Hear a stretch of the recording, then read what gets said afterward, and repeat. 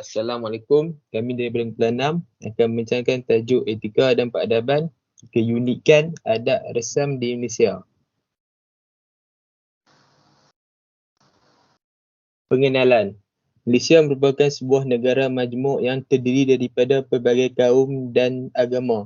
Setiap kaum mempunyai adat resam dan kebudayaan masing-masing yang boleh diamalkan dengan aman dan damai. Adat secara umumnya didefinisikan sebagai suatu aturan dan cara hidup yang merangkumi segala tingkah laku, kepercayaan dan sebagainya. Ianya juga satu peraturan yang diamalkan secara turun-temurun dalam masyarakat sehingga menjadi suatu hukum dan peraturan yang harus dipatuhi. Adat ialah peraturan yang sudah lama diamalkan yang merangkumi seluruh aspek kehidupan seperti kelahiran, perkahwinan dan kematian.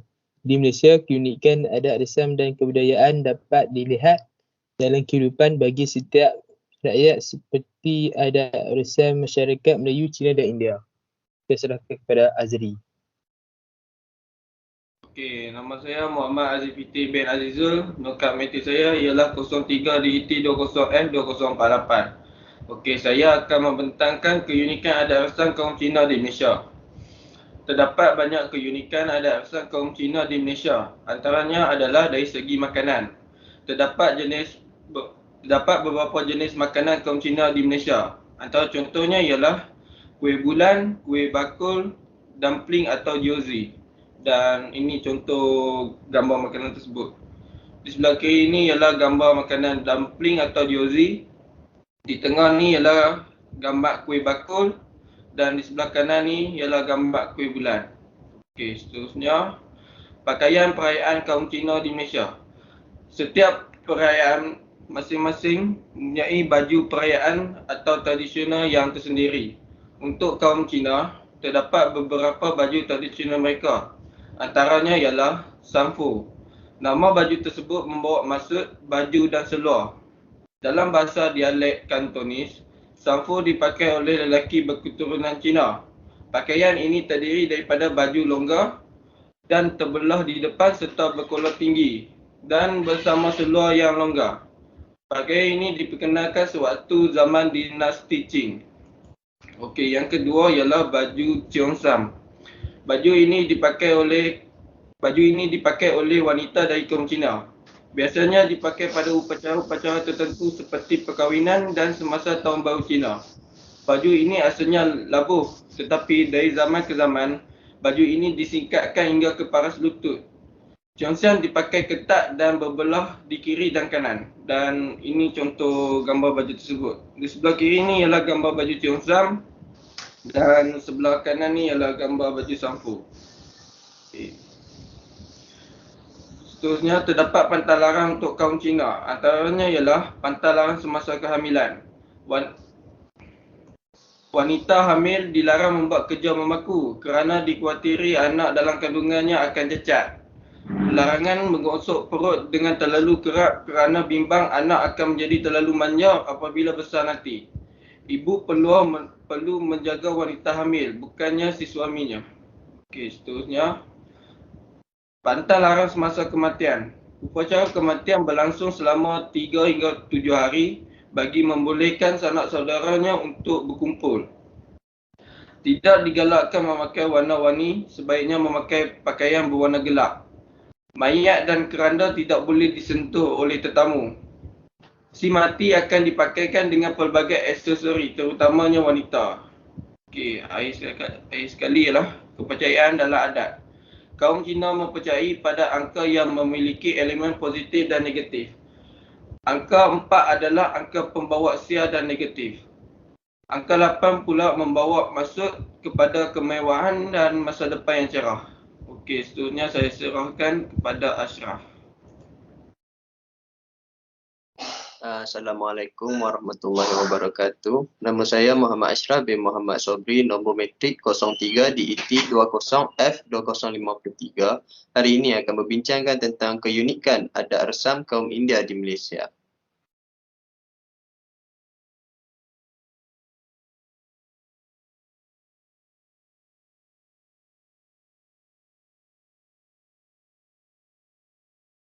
Masyarakat India. Kedatangan orang India secara migrasi beramai-ramai ke Malaya hanya bermula pada pertengahan abad ke-19. Disebabkan oleh campur tangan British di India dan juga kejayaan Britain mengukuhkan kuasa mereka di Malaya. Masyarakat India merupakan etnik ketiga terbesar di Malaysia dan juga salah satu kaum yang telah menyumbang ke arah pembentukan sebuah masyarakat majmuk di negara ini. Seperti masyarakat lain, masyarakat India juga kaya dengan ciri-ciri kebudayaan mereka dan masih mengekalkan kebudayaan dahulu sehingga kini.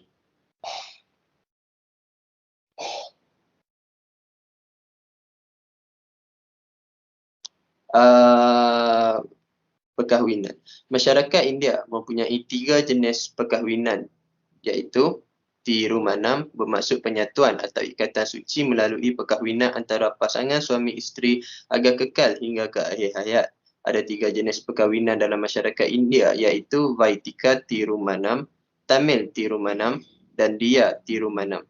Perkahwinan ini akan mengikut suku yang ada dalam masyarakat India. Antara adat yang dilakukan untuk menghormati dan mendapat restu termasuklah menyerahkan sebiji kelapa yang dilubangkan di bahagian atasnya, menuang air susu ke dalamnya, memberi sirih, mencium tapak kaki kedua ibu bapa, basuh kaki ibu bapa, beri hadiah roti kepada bapa mertua serta sari kepada ibu mertua dan wang. Biasanya, pasangan pengantin akan bertukar-tukar kalungan bunga sebanyak 3 kali dan berkongsi minum air susu bercampur pisang di dalam sebiji gelas. Cara ini menandakan pasangan ini secara rasmi telah menjadi suami isteri.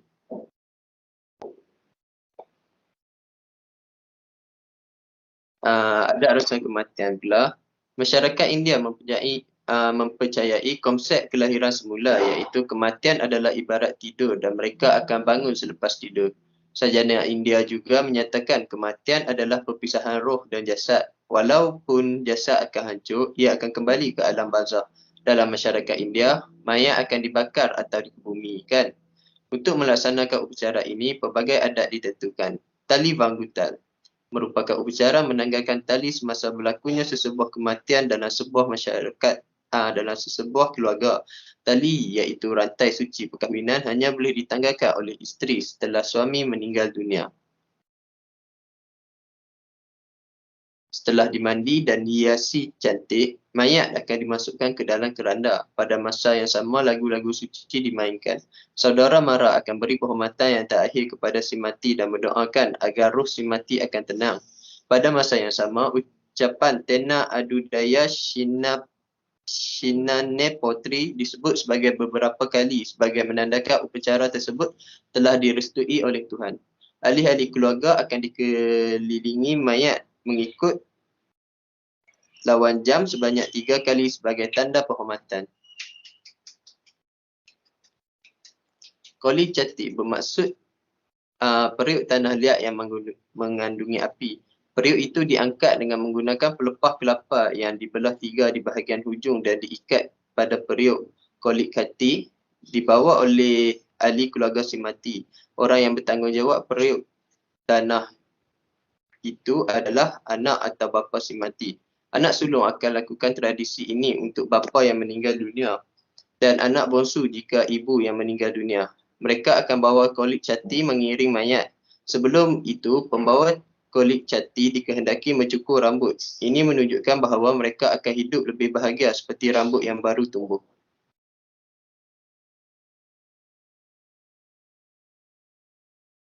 Manakala untuk perayaan pula, kita mempunyai Depa Bali.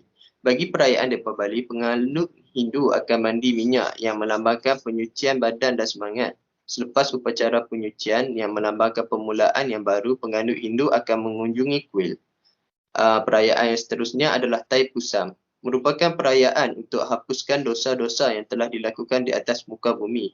Tapi tidak semua penganut Hindu melakukan nazar. Nazar ni membawa maksud memohon sesuatu hajat kepada Dewa Murugam. Dan jika permohonan dikabulkan, maka satu acara tertentu diadakan sebagai tanda kesyukuran.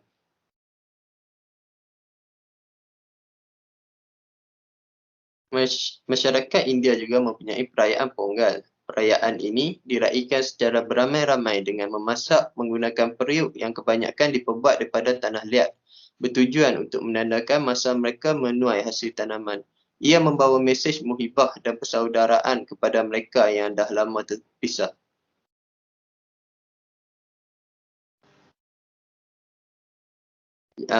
Untuk seterusnya, saya menjemput Fendi untuk menyatakan keunikan adat resam Melayu. Assalamualaikum warahmatullahi wabarakatuh. Nama saya Muhammad Nurul Afandi bin Nurul Azmi. Nombor matrik saya 03 DET 20F2054. Saya akan membentangkan keunikan adat resam Melayu. Adat resam Melayu terbahagi kepada 3, iaitu adat kelahiran, adat perkahwinan dan adat kematian. Adat kelahiran sewaktu mengandung, wanita yang mengandungkan anak sulung akan menjalankan upacara melegang perut oleh seorang bidan. Adat ini juga dikenali sebagai kirim perut oleh masyarakat Melayu di bahagian utara semenanjung Malaysia dan sesetengah tempat dikenali sebagai mandi tian. Upacara ini dilakukan kepada wanita yang mempunyai kandungan berusia dalam kandungan 7 atau 8 bulan. Adat ini dijalankan untuk membuang geruh atau kecelakaan yang mungkin menimpa wanita hamil yang bakal bersalin dan bagi membetulkan kedudukan bayi dalam perut. Adat sewaktu bersalin, apabila hampir tiba waktu bersalin, persediaan akan diuruskan oleh keluarga berkenaan. Mengikut kebiasaannya, kandungan ketika itu sudah cukup 9 bulan 10 hari. Di samping itu, terdapat beberapa adat yang perlu dijalankan semasa menyambut kelahiran ini, iaitu memotong tali pusat, mencukur, berpantang dan bertungku. Yang pertama, memotong tali pusat. Sejurus selepas bayi lahir, bidan akan menyambutnya dengan jampi dan serapah lalu disemburkan dengan daun sirih. Selepas bayi dibersihkan, tali pusatnya akan dipotong dengan menggunakan sembilu buluh dan dialas di atas sekeping wang perak RM1. Di sesetengah tempat, tali pusatnya dipotong dengan menggunakan cincin emas. Yang kedua, mencukur. Adat mencukur rambut ini dilakukan pada hari ke-7 selepas dilahirkan. Kebiasaannya, kenduri nasi kunyit dan doa selamat akan diadakan pada hari tersebut. Yang ketiga, berpantang. Dalam masyarakat Melayu, wanita yang telah bersalin mesti menjalani masa berpantang yang bermaksud larangan. Sekiranya wanita tersebut melanggar pantang, mereka akan mengalami bentan atau sakit sampingan. Tempoh berpantang lazimnya berlangsung selama 44 hari dikira dari mula hari bersalin dan juga berpantang selama 100 hari. Ada juga yang berpantang selama 100 hari.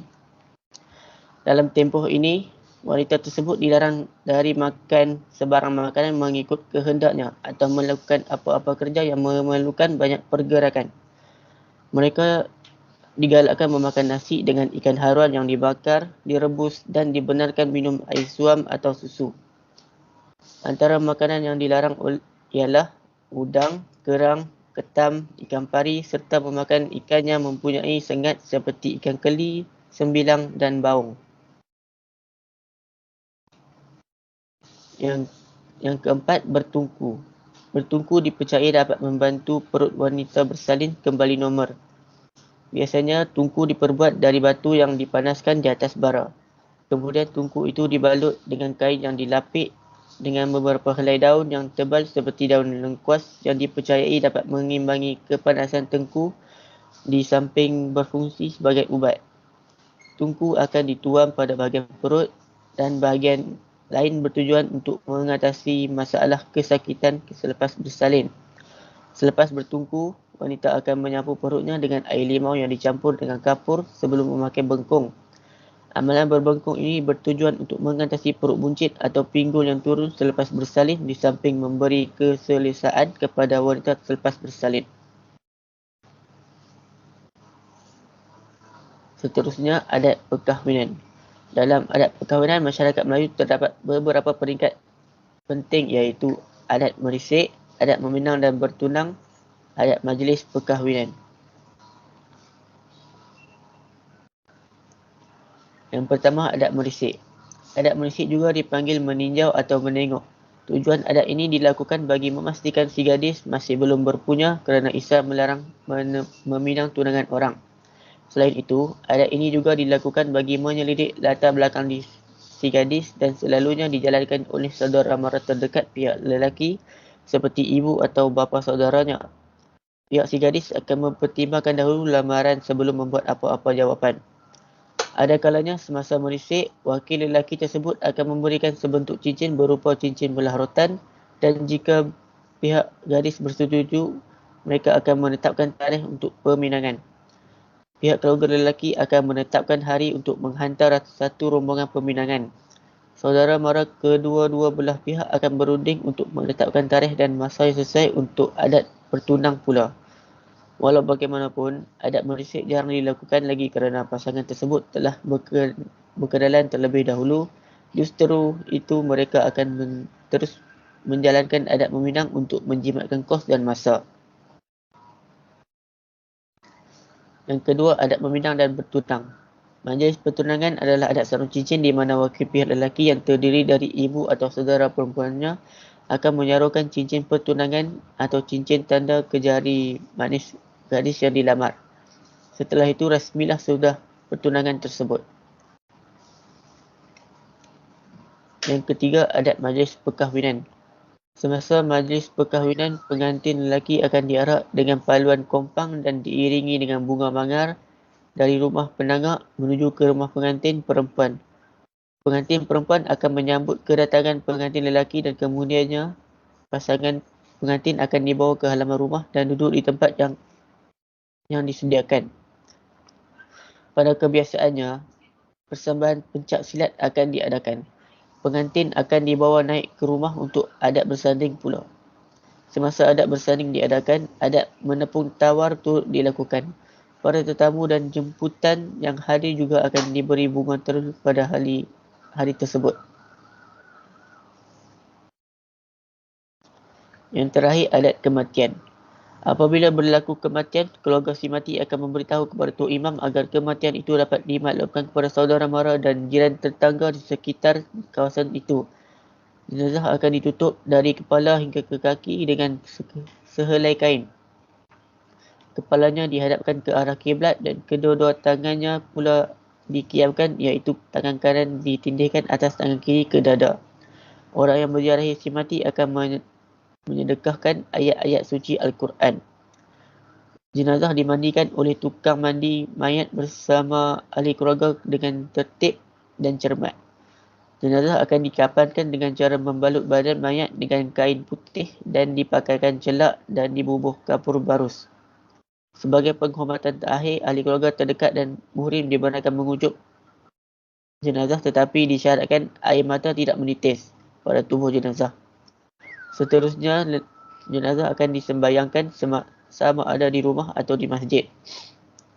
Sebelum jenazah dimasukkan ke dalam keranda, seorang wakil atau waris si mati akan memberi ucapan ringkas dan memohon ampun dan maaf bagi pihak si mati jika selama hayatnya beliau pernah membuat dosa terhadap seseorang, dan meminta supaya mana-mana hutang si mati yang masih belum dijelaskan agar dapat dihalalkan, ataupun si penuntut boleh menuntutnya pada si waris si mati.